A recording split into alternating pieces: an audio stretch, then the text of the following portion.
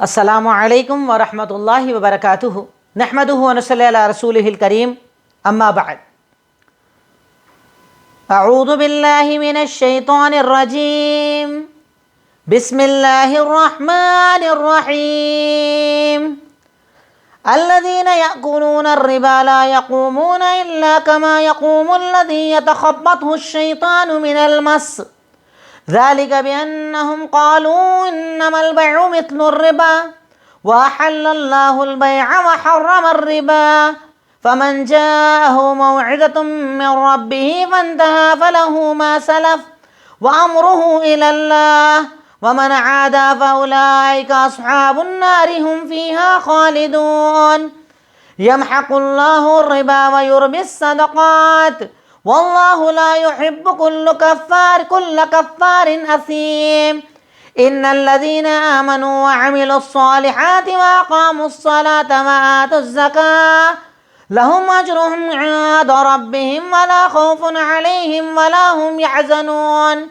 يا أيها الذين آمنوا اتقوا الله وذروا ما بقي من الربا إن كنتم مؤمنين فإن لم تفعلوا فأذنوا بحرب من الله ورسوله وإن تبتم ولكم رؤوس أموالكم لا تظلمون ولا تظلمون وإن كان ذو عسرة فنظرة إلى ميسرة وأن تصدقوا خير لكم إن كنتم تعلمون واتقوا يوما ترجعون فيه إلى الله ثم توفى كل نفس ما كسبت وهم لا يظلمون۔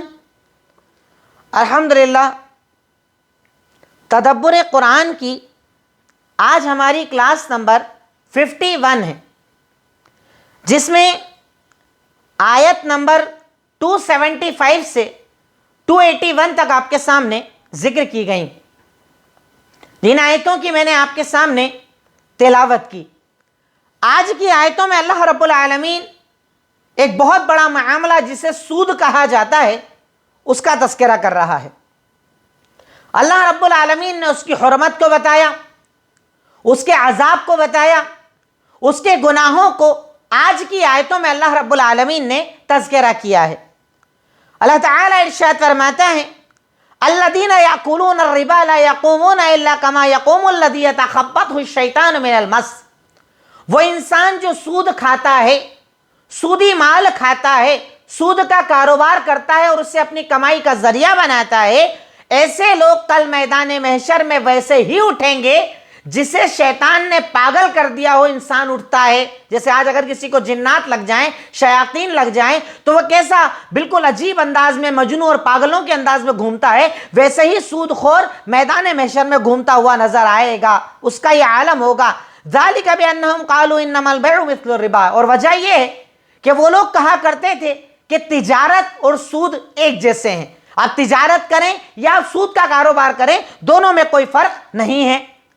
اس کے بعد اللہ تعالیٰ ارشاد فرماتا ہے کہ وَأَحَلَّ اللَّهُ الْبَيْعَ وَحَرَّمَ الرِّبَا۔ اللہ رب العالمین نے، جبکہ اس میں بہت بڑا فرق ہے کہ اللہ نے تجارت کو حلال کیا ہے اور سود کو حرام کیا ہے۔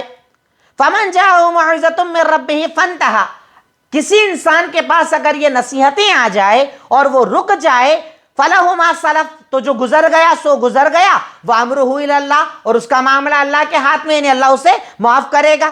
وَمَنْ عَادَ، اور سننے کے بعد بھی جو یہ گناہ کرے، فَأُولَٰئِكَ أَصْحَابُ النَّارِ هُمْ فِيهَا خَالِدُونَ، تو یہ وہ لوگ ہیں جو جہنم والے ہیں اور ہمیشہ جہنم میں رہیں گے۔ یعنی اگر خبر آ جائے، پتہ چل جائے کہ سود حرام ہے، چھوڑ دو، اللہ تعالیٰ معاف کرے گا، اللہ کے پاس آپ کا فیصلہ ہے۔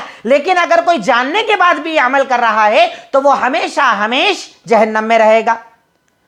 یمحق اللہ الربا ویربی الصدقات، اللہ رب العالمین سود کو مٹاتا ہے اور صدقات کو بڑھاتا ہے۔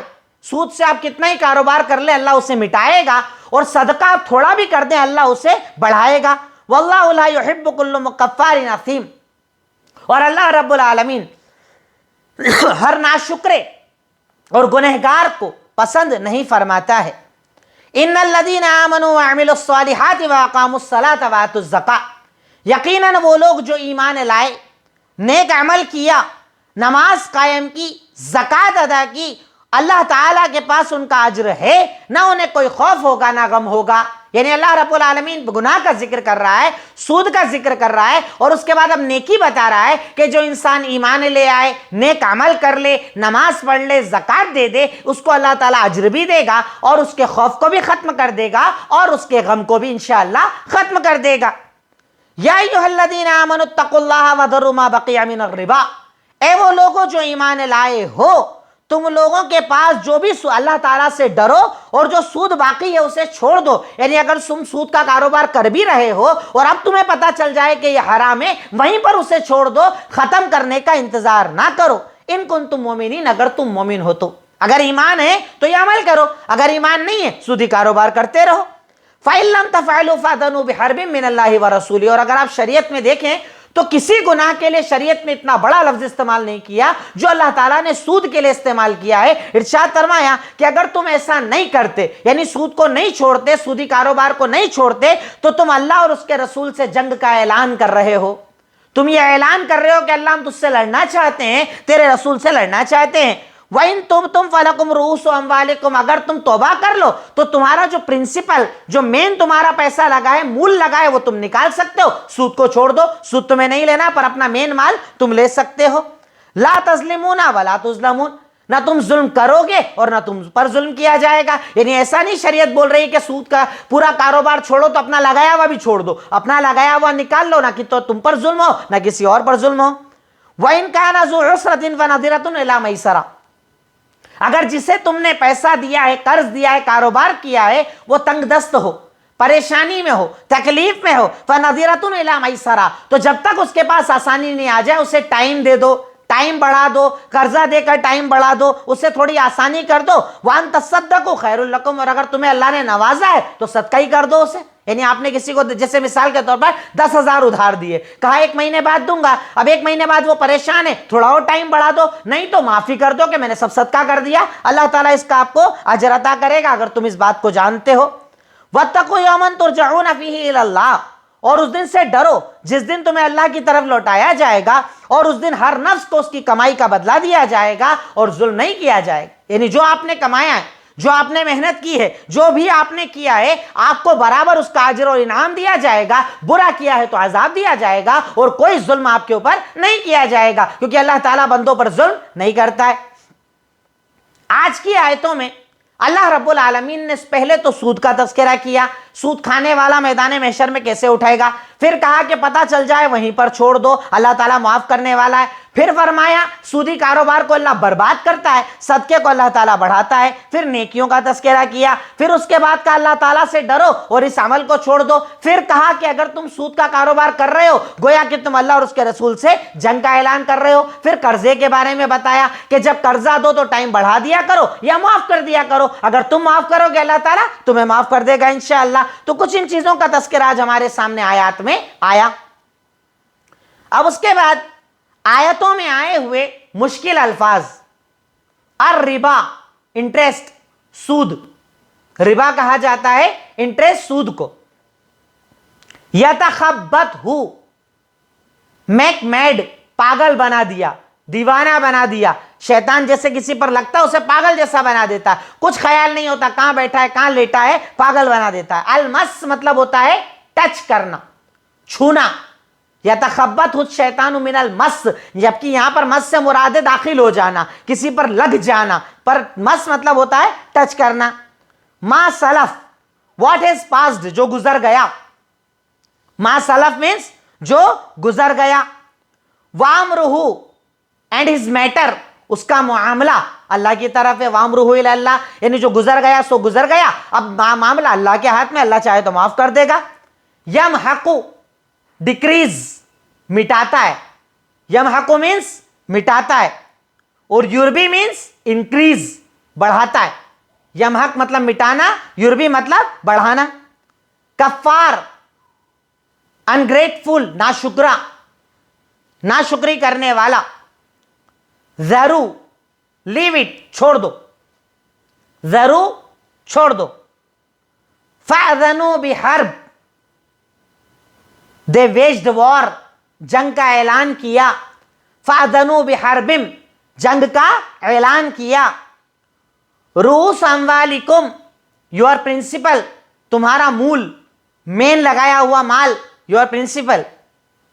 ذو عسرتن، the one with difficulty، وہ انسان جو پریشانی میں ہو، وہ انسان جو تکلیف میں ہو، اسے وقت دے دینا چاہیے.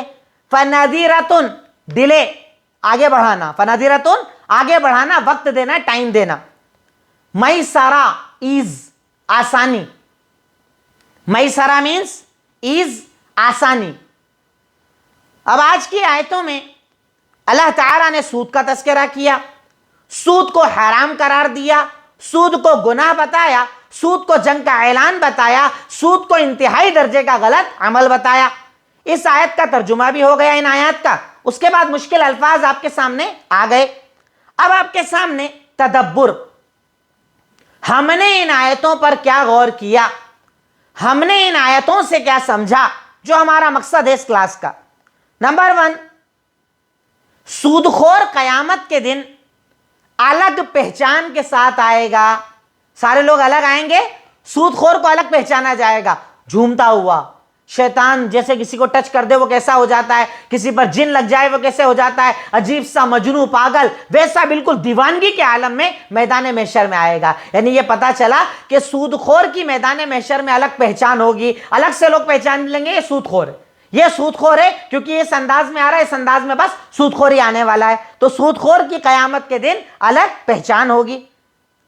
نیکسٹ، شیطان کسی پر حاوی ہو سکتا ہے اور اس کی کیفیت کو بدل سکتا ہے. یہ دلیل آیت اس بات کی. کئی لوگ ہمارے یہاں اس بات کو نہیں مانتے کہ شیطان جنات لگ جاتے ہیں، جسم میں داخل ہو جاتے ہیں، حالات کیفیت بدل دیتے ہیں. انسان عورت آدمی کی آواز میں بات کر رہے ہیں، آدمی عورت کی آواز میں بات کر رہا ہے، طاقت بڑھ جا رہی ہے. کئی لوگ اس سے مانتے نہیں ہیں، پر شریعت کہتی ہے کہ جیسے انسان ہوتے ہیں ویسے ہی مخلوقات جن اور شیاطین ہوتے ہیں، پر اللہ نے انہیں اتنی طاقت دی ہے کہ جسم میں داخل ہو سکتے ہیں، کیفیت کو بدل سکتے ہیں. تو اس آیت سے پتا چلا کہ شیطان جسم میں آ بھی سکتا ہے اور کیفیت کو بدل سکتا ہے، آپ کو بدل سکتا ہے، آپ کے انداز کو بدل سکتا ہے. یہ بات، اس بات کا ہمیں یہاں پر پتا چلا. یتخبط الشیطان من المس، ایسا انسان جسے شیطان نے چھو کر پاگل بنا دیا، بالکل اس میں داخل ہو کر پاگل بنا کر رکھ دے. تو شیطان اور جنات انسان کی کیفیت کو بدل سکتے ہیں. اور ہم تو حالات میں اپنے سامنے ایسا دیکھتے بھی ہیں، گرچہ 90% جھوٹ ہوتا ہے، 10% سچائی ہوتی ہے، پر سچائی ایسی ہوتی ہے کہ دم کرنے پر چیزیں ظاہر ہوتی ہے. جنات ہوتے ہیں، شیاطین ہوتے ہیں، تکلیف انسان کو دیتے ہیں. نیکسٹ، شیطان حرام کو کبھی بھی حرام نہیں بتاتا بلکہ اچھی پیکنگ کر کے لے کر آتا ہے. شیطان کبھی بھی حرام کو حرام نہیں بتاتا بلکہ اچھی پیکنگ لے کر آتا ہے، اچھی طریقے سے اسے ملمہ سازی کرتا ہے اور آپ کے سامنے لا کر اسے اچھا بتاتا ہے. کبھی کسی کو ایسا لگتا ہے کہ شیطان آ کر یہ بولے کہ سود حرام ہے، وہ کمپیئر کر کے بتاتا ہے سود اور کاروبار میں فرق کیا ہے. کاروبار میں تو آپ لیتے دیتے ہو، کاروبار میں بھی تو آپ کماتے ہو، سود میں بھی آپ کما رہے ہو، فرق کیا ہے. تو شیطان کبھی بھی حرام کو حرام نہیں بتاتا ہے بلکہ اس کا لباس چینج کر دیتا ہے، اسے خوبصورت بنا کر پیش کرتا ہے تاکہ آپ گناہ کو گناہ نہ سمجھے. اور آج یہی حالت مسلمانوں میں آپ دیکھیں، غیروں کو چھوڑ دیں، مسلمانوں میں 8-8%، 10-10% بیاج پر پیسہ چلایا جا رہا ہے، باقاعدہ بیاج پر مدد کی جاتی ہے، بیاج پر پیسہ چلایا جاتا ہے. وہ 1,10,000 روپے آپ لیں تو اسے 1 لاکھ بنا دیا جاتا ہے، کیونکہ ہمارے سماج میں بھی سود کا سسٹم بہت زیادہ عام ہو چکا ہے جسے شریعت نے حرام قرار دیا ہے. پر یہ جو کرنے والے ہیں یہ اسے حرام نہیں مانتے. شیطان گلیاں دکھاتا ہے اور وہ گلیوں کو لیتے ہیں، جبکہ حرام حرام ہوتا ہے، حلال حلال ہوتا ہے، دونوں کے درمیان کوئی کمپیریزن نہیں ہوتا ہے. تو شریعت نے بتایا کہ شیطان کبھی بھی حرام کو حرام نہیں بتاتا بلکہ اس کی شکل بدل کر لاتا ہے، اسے خوبصورت بنا کر ہمارے سامنے پیش کرتا ہے. یہ شیطان کا طریقہ ہے. اس لیے شیطان کے حربوں سے اپنے آپ کو بہت زیادہ بچانا چاہیے. شیطان وہ ہے کہ جس نے اللہ رب العالمین نے جب اسے کہا کہ جنت سے نکل جا تو اس نے کہا تھا کہ اللہ تعالیٰ میں جا تو رہا ہوں پر تیرے بندوں کو بہکاؤں گا، دائیں سے آؤں گا، بائیں سے آؤں گا، آگے سے آؤں گا، پیچھے سے آؤں گا، یعنی جتنی گلیاں ملیں گی اس سے آؤں گا. شیطان نے تو اپنا کام کیا ہے، ہمیں اس کے کام کو روکنا ہے، اس کے مشن کو روکنا ہے. جب وہ غلط کو صحیح بتا کر پیش کرے تو ہمیں سمجھنا پڑے گا، اپنا دماغ اور اپنی عقل لگانا پڑے گی. نیکسٹ، سود ہر حال میں حرام ہے.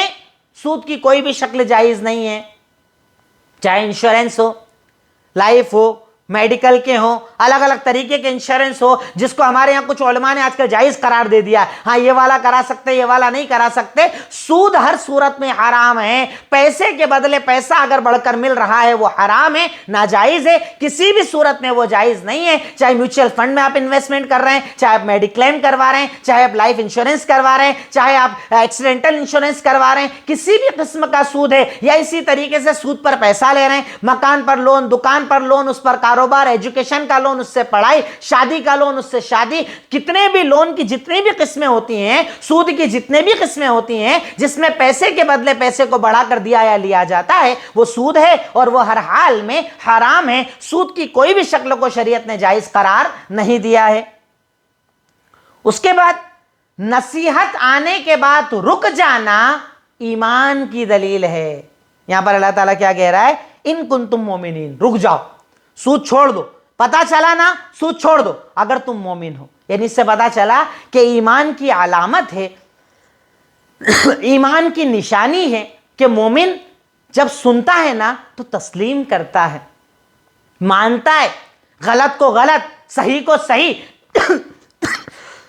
جب اسے بتایا جائے, مومن اپنی غلطی کو تسلیم کرتا ہے, اپنے گناہ کو تسلیم کرتا ہے, اپنے آپ کو تبدیل کرتا ہے, اپنے آپ کو بہتر بناتا ہے. وہ کبھی بھی گناہ پر جمتا نہیں ہے, اڑتا نہیں ہے, سختی نہیں کرتا, اپنے آپ کو جمنے والا نہیں بناتا. جب پتہ چل جائے وہ اپنے آپ کو بدلنے کی کوشش کرتا ہے. یہ ایمان کی علامت ہے. شریعت نے یہاں پر ایمان کی قید لگا کر بتا دیا کہ اگر مومن ہو تو رک جاؤ, اگر نہیں رک رہے اس کا مطلب آپ مومن نہیں ہیں شریعت کی نظر میں. نیکسٹ, اگر کوئی انسان سود سے توبہ کر لے تو اسے پریشان نہیں کرنا چاہیے کہ آپ تو سود کا کاروبار کرتے تھے. یہ ہمارے یہاں بہت بڑا ایک معاملہ ہے. ایک آدمی نے مثال کے طور پر مکان پر لون لے لیا, دکان پر لون لے لیا, سود کا کاروبار کرتا تھا. اب جان لیا, اس نے توبہ کر لی, معافی مانگ لی, اپنے آپ کو ادھر سے نکال لیا. اب آپ کے لیے جائز نہیں ہے کہ آپ پرانے عمل پر اسے پریشان کریں. کیوں؟ کیونکہ اللہ تعالیٰ یہاں پر کہہ رہا ہے کہ فمن جاء موعظۃ من ربہ فانتہی, جس کو نصیحت آئے وہ رک جائے تو امرہ الی اللہ, اس کا معاملہ اب اللہ کے پاس میں, اللہ کے دربار میں, آپ کے دربار میں نہیں ہے. آپ کون ہے فیصلہ کرنے والے؟ آپ کون ہے پریشان کرنے والے؟ تو اگر آپ کے سامنے کوئی انسان کسی بھی گناہ سے توبہ کر لے تو اس کے اس گناہ پر اسے پریشان نہیں کرنا چاہیے, تانے نہیں مارنا چاہیے, بار بار اسے ظاہر نہیں کرنا چاہیے. ارے یہ تو ایسا کرتا تھا. ہمارے یہاں وہ ایک کہاوت بھی لوگ بولتے ہیں کہ سو بلی کھا کر وہ کیا حج کا, سو چوہے کھا کر بلی اب حج کرنے کو چلی. ایسی نہ جانے کتنی کہاوتیں لوگ بولتے ہیں. تو ایک گنہگار اگر گنہگار ہے, اس نے توبہ کر لی ہے, تو وہ اللہ کے پاس ہے معاملہ, اس کا اللہ کے دربار میں معاملہ ہے. اللہ چاہے معاف کرے, اللہ چاہے سزا دے. آپ مختار نہیں ہیں, آپ کو اللہ تعالیٰ نے طاقت نہیں دی ہے. تو کسی کے گناہ پر اگر وہ توبہ کر لے تو اسے پریشان نہیں کرنا چاہیے, چاہے سود ہو, چاہے سود کے علاوہ گناہ ہو. توبہ کر لی, بات ختم, اس معاملے کو وہیں پر ختم کر دینا چاہیے. اللہ تعالیٰ یہ بات ہمیں ان آیتوں میں بتا رہا ہے. اس کے بعد سود خور ہمیشہ جہنم میں رہے گا. سود کھانے والا, سود کھلانے والا, سود کی گواہی دینے والا, یہ لعنتی لوگ ہیں. ان پر اللہ اور اس کے رسول کی لعنتیں ہیں اور یہ ہمیشہ جہنم میں رہے گا. اللہ تعالیٰ کہہ رہا ہم فیہا خالدون, یہ ہمیشہ جہنم میں رہیں گے. سود خور ہمیشہ جہنم میں رہے گا. نیکسٹ, سود میں کبھی برکت نہیں ہوتی, صدقوں میں برکت ہوتی ہے. اللہ کہتا ہے یمحق اللہ الربا. آپ کو لگتا ہے کہ میں نے جب سے سودی کاروبار کیا میرا کاروبار بڑھ گیا, انٹرسٹ کا کاروبار, سود کا کاروبار, میوچل فنڈ میں انویسٹ کر رہا ہوں, میں طرح طرح کے بیمے کرا رہا ہوں اور مجھے بڑی برکتیں آ رہی ہے, میرا بنگلہ بڑا ہو گیا, گاڑی بڑی ہو گئی. پر یاد رکھیے اللہ رب العالمین سود میں کبھی بھی برکتیں نہیں ڈالتا. سود میں کبھی برکت نہیں ہوتی, سود میں کبھی برکت نہیں ہوتی. سود خور کی زندگی سے اللہ تعالیٰ برکتوں کو نکال دیتا ہے. اس سے ڈپریشن ہوتا ہے, وہ پریشان رہے گا, وہ ٹینشن میں رہے گا, کبھی بھی سکون کی زندگی نہیں جی پائے گا. کیونکہ اللہ کہہ رہا ہے یمحق اللہ الربا, اللہ سود کو مٹاتا ہے اور صدقات کو بڑھاتا ہے. جو صدقہ کرتا ہے نا وہ سکون کی زندگی جیتا ہے, کم ہو تب بھی اسے اچھا لگتا ہے, زندگی گزارنے میں مزہ آتا ہے. کب؟ جب وہ انسان اپنے آپ کو حلال پر قائم رکھتا ہے. تو کبھی بھی اللہ تعالیٰ نے سود میں برکت نہیں رکھی ہیں. نیکسٹ, سود خور کی پیسے سے کی ہوئی نیکیوں کو اللہ تعالیٰ قبول نہیں کرتا. میں سود کا کاروبار کر رہا ہوں, سودی کاروبار, سود پر میری دنیا, انٹرسٹ پر میری پوری دنیا, اب صاحب مسجد بنوا رہے ہیں، مدرسے بنوا رہے ہیں، حج عمرے کر رہے ہیں، صدقہ خیرات کر رہے ہیں، اسپتال چلا رہے ہیں، غریبوں کی مدد کر رہے ہیں، سود خوری کا، سود سے کمایا ہوا پیسہ، اس سے کی گئی نیکیوں کو اللہ قبول نہیں کرتا ہے۔ بات پر بڑا غور کرنا چاہیے۔ ہمارے ہاں 10 کاروبار حرام کے کر رہے ہیں اور دکھانے کے لیے کاروبار اپنا، اس حرام کاروبار کو دکھانے کے لیے کوئی یہ چل رہا ہے، کوئی خدمت کر رہا ہے، کوئی فلاں کام کر رہا ہے، اللہ تعالیٰ قبول نہیں کرتا۔ حرام مال سے کمائے گئے حرام مال سے اگر آپ کوئی نیکی کر رہے ہیں، اللہ تعالیٰ آپ کی نیکی قبول نہیں کرتا۔ نیکسٹ، اس کے بعد نماز، زکوٰۃ اسلام کی سب سے اہم عبادت ہے اور اس کی فضیلت بہت زیادہ ہے۔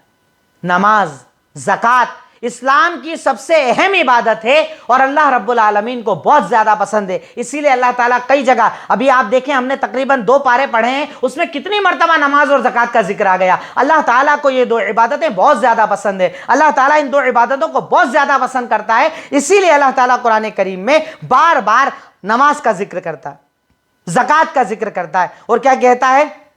جو نماز پڑھتے ہیں، زکوٰۃ ادا کرتے ہیں، نہ ان پر کوئی خوف ہوگا، نہ غم ہوگا، اجر اللہ کی طرف سے دیا جائے گا۔ اللہ رب العالمین ان پر کیے گئے انعامات کو بتا رہا ہے، اللہ تعالیٰ اپنے احسانات کو بتا رہا ہے، یعنی اللہ رب العالمین نمازی کو، زکوٰۃ ادا کرنے والے کو کبھی خوف میں نہیں رہنے دیتا، کبھی غم میں نہیں رہنے دیتا۔ یعنی اگر آپ کو جب ڈپریشن زیادہ ہو جائے، خوف زیادہ ہو جائے، فکر زیادہ ہو جائے، فیوچر کا ٹینشن ہو جائے، پاس کا غم ہو جائے، ان سب چیزوں سے نکلنے کا ذریعہ ہے نماز اور زکوٰۃ۔